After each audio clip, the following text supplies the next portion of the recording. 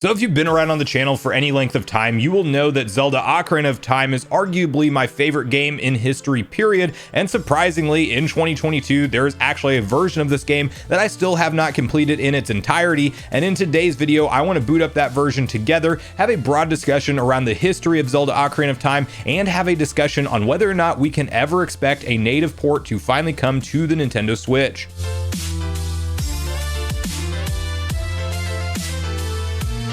What's up, Nation? If it's your first time on the channel, make sure you join Sunbro Nation by subscribing below, hit the like button on this video if you enjoy it today, and make sure you turn on your bell notification icon so you're kept up to date with all the newest gaming news. Now, as I mentioned, guys, we're doing a little bit different video today. In full transparency, it is just a very light Nintendo Switch news day, and so I'm going to use that as an excuse to boot up one of my favorite games of all time, which is Zelda Ocarina of Time, and a version that I feel like is very forgotten. It definitely is amongst fans like me, because I beat Zelda Ocarina of Time on the 3DS when it was released, and a Master Quest version actually unlocks after you beat that, and you may not realize that this is different than the classic Master Quest that was ported to the GameCube. And clearly Zelda Ocarina of Time has seen numerous releases over the years, and while I do have this version of Master Quest, one big change with the 3DS version of the game that did come out was actually the fact that they included a mirror flip mode, so similar to Mario Kart. And I don't believe that's in the original, correct me if I'm wrong, but I believe that the original was just with the dungeons kind of moved around, puzzles being different,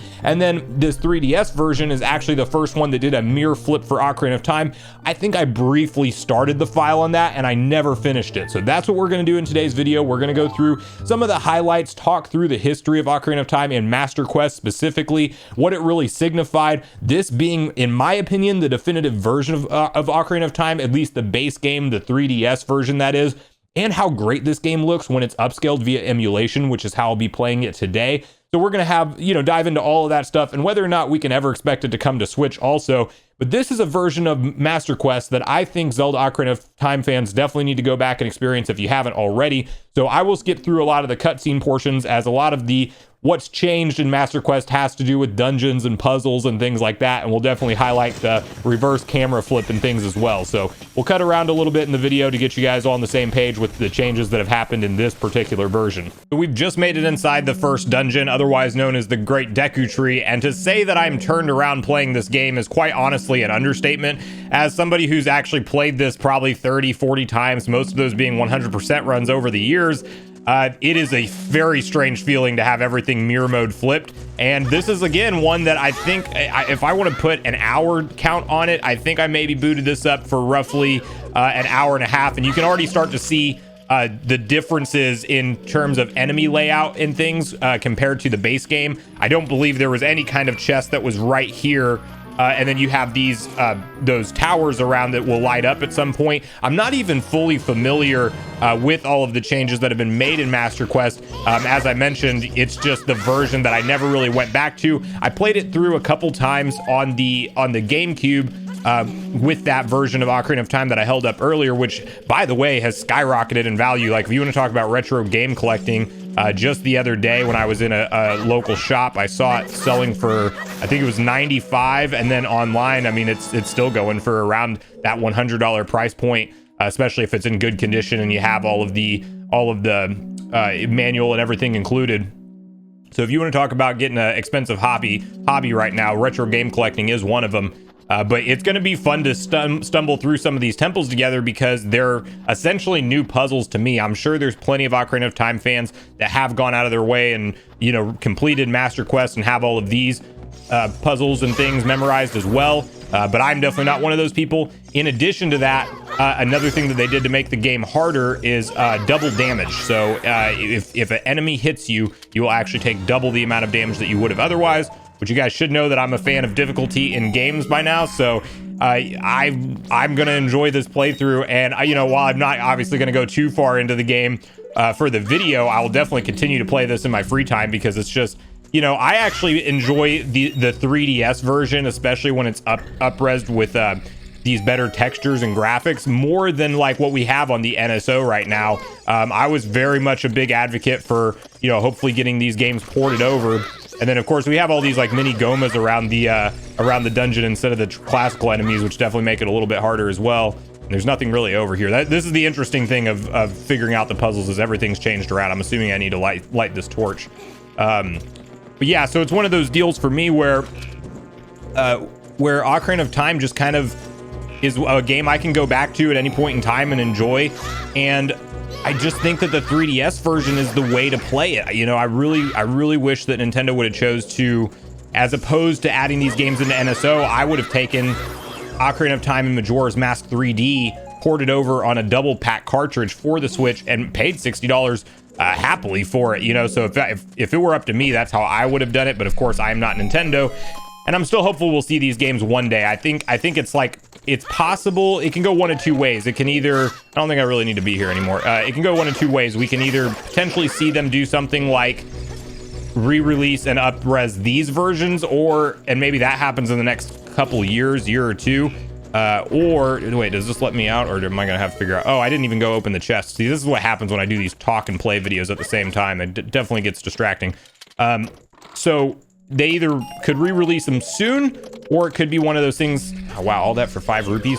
Or it could be one of those things where we have to wait quite some time, and we're not going to be getting the newer versions of these games for, you know, let's say another 5-10 years passes through, and then they give them their standalone from the ground up remakes, which I'm fine with as well, but I really don't want to wait that long to play it in a good texture and good resolution on the Switch.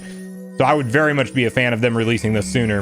And so you see there, the trigger we had to do to get out of this room was actually just to defeat all of the enemies on screen, which again is just, it kind of shows you how much they really did change up in this version. And the dungeons are absolutely the highlight. My understanding is that the overworld itself doesn't change too much, other than the navigation part with having it in mirror mode on this 3DS version.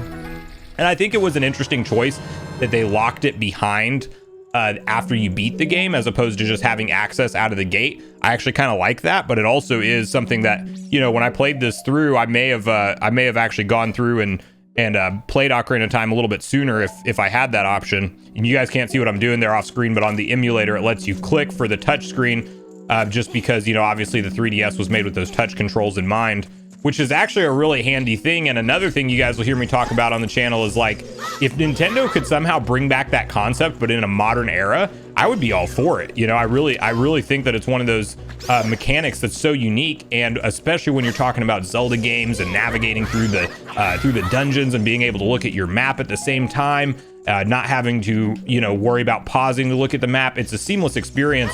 The Wii U would have been, you know, the one hope for emulating 3DS games and things like that. Of course, they were really on the market around the same time, so we didn't really see that happen. We did see some DS games make it over to the Virtual Console, if I'm not mistaken. But it is one of those things that I wish there was a way to either go back and emulate these, add them into NSO somehow. And I was already about to die there. I got down to 1 heart from taking damage from that fall.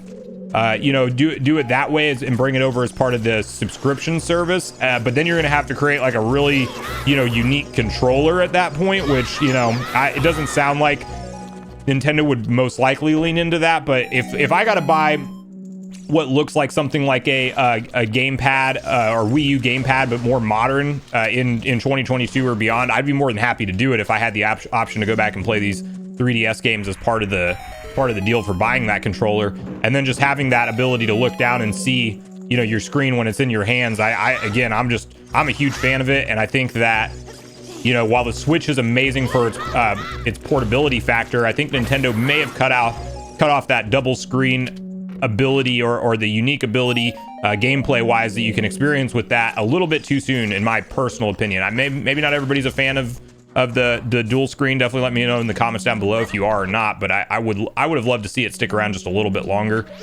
Even just looking at the slingshot, how he holds it from the opposite side is strange. We'll go ahead and get through the rest of this dungeon and get a little bit further into the world before I do all the talking at the very beginning of the game, just so we can highlight some different sections here in Ocarina of Time Master Quest on the 3DS. Well, there's nothing quite as off-putting as this, walking into the guard section mirror mode, because everything is just completely on the opposite side of the stage. I know I'll continue to bring it up, and I've said it multiple times already, but when you've played a game so many times and then it's just mirror flipped, it feels incredibly off. And I do have like a slight vague memory of feeling like this with Twilight Princess. As if you guys don't know, that game was cross-released with both the GameCube and the Wii, and of course Link is left-handed in the GameCube, and he is right-handed on the Wii just because primarily players are right-handed. And so Nintendo did a mirror flip to essentially not cause any confusion or problems with puzzles and how things were set up combat-wise. So they did that same mirror flip tactic to Twilight Princess just for that reason alone. And that's what this is bringing back nostalgia for, is just how odd that felt, because I played through Twilight Princess numerous times on the GameCube version, then got it later on the Wii, because I did not buy a Wii at release. And so I was already extremely familiar with how it was on the GameCube, and then when it's mirror flipped on the Wii, it felt incredibly off. And to this day, I still prefer the GameCube version of Twilight Princess. I do think that obviously the Wii U remake is the best out there, period. And we definitely need to, we'll talk about those, coming later this year in different videos. But I'm sure you guys know my stance on that if you've been around on the channel for a while. And I'm hopeful now that Breath of the Wild 2's delay is announced that maybe there's a shot at something like a Summer Nintendo Direct. We get those surprise Zelda games for 2022. Although I'm tempering my expectations for it just to be the Wind Waker, just on the off chance they're not giving them to us in a combo pack, because I do think that that's something more like Nintendo would reserve for an anniversary celebration. That said, they have both been out on the Wii U as ports already, so maybe we get an exception to that rule. But yeah, this is one of those. So a couple things that stick out to me about Master Quest so far, and obviously I've only been through the first dungeon. We're well on our way to the second one. It's one of those things where the difficulty is actually there. With enemies and things, there was multiple times where I had half of one heart left, and that's impressive to begin with, and definitely something I like, especially whenever you only have 3 hearts starting out. Now I'm at 4 after the first heart container. That was very nice. The puzzle mix-ups are actually difficult. Like, one of the things where you would have normally had to lower the water in that first Deku Temple room, you can actually crouch down and go underneath the spikes as opposed to having to lower the water. That threw me off for a minute.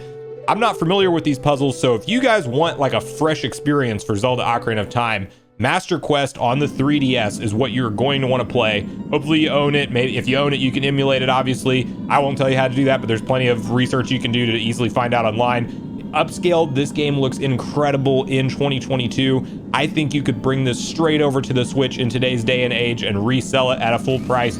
I would happily pay it, but with Nintendo both bringing Majora's Mask and Ocarina of Time recently to Nintendo Switch Online via the N64 app, I think that's extremely unlikely we get these versions anytime soon. Although I am hopeful that one day we do still see them happen. And I definitely got to say, through and through, it's a forgotten version of Ocarina of Time, and I feel like a lot of fans are probably like me, where you're a hardcore fan of the series, but you just never went back and played it. So I do highly recommend it in 2022. I am hopeful that we get another release of Ocarina of Time in the near future. I want to hear from you guys at this point in the video if you have any nostalgia for Master Quest specifically.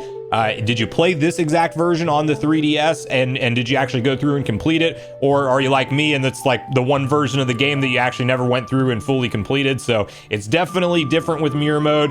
Difficulty is there with the enemies. I want to hear from you guys, like, your most nostalgic version of Ocarina of Time, whether or not you think we will ultimately see it brought to the Switch, or if it's just going to be one of those things that, maybe 10 years down the road, we finally get another remake of this game. And if you even want remakes, because I see a lot of the people in the comments say that Nintendo remakes far too many titles, and that's an issue in and of itself. But I'm here for it because I have the heavy nostalgia for this game over any other, and I will happily pay full price again. But I know that not everybody is in that same camp.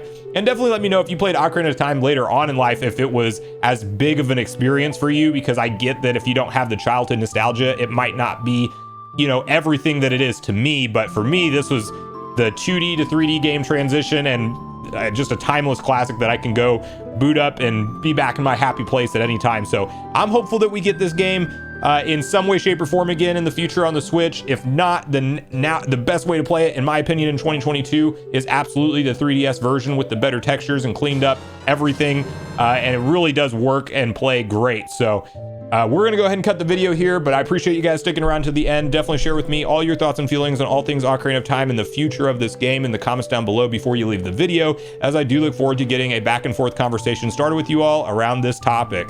Make sure you check out yesterday's video if you haven't already, where we discussed some further proof that Game Boy Advance games are indeed headed to Nintendo Switch Online Plus expansion pack due to some brand new title IDs that does link the Sloop emulator that was linked online directly to Nintendo maintenance. Also, make sure you like, subscribe, turn on your notification bell, and I will see you guys in the next video.